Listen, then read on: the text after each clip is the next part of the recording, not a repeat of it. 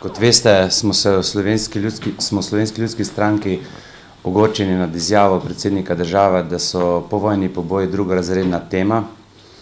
Menimo, da gre za eno veliko nezaceljeno rano slovenske zgodovine in da predsednik države kot predsednik vseh državljank in državljanov ne more ocenjevati ene teme za prvorazredne, druge pa drugorazredne. Tudi na videz manj pomembne teme, kamor povojni poboji zagotovo ne sodijo, so pomembne za določen krog državljanov in državljank.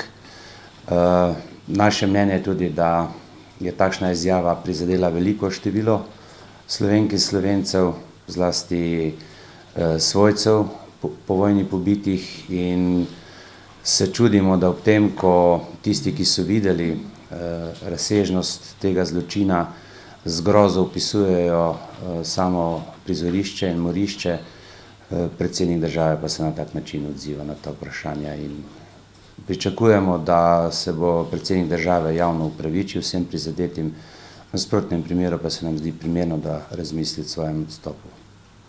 Zagotovo veste, gospod Šrot, da je predsednik dejal, da poboji danes, pred pol ure, da poboji so zanj zelo pomembna tema, da je pa drugorazredno politično manipuliranje s to temo in poziva stranke, naj se vzdržijo uporabe te teme v predvolilne, očitno mislijo na evropske volitve, v predvolilni kampanji.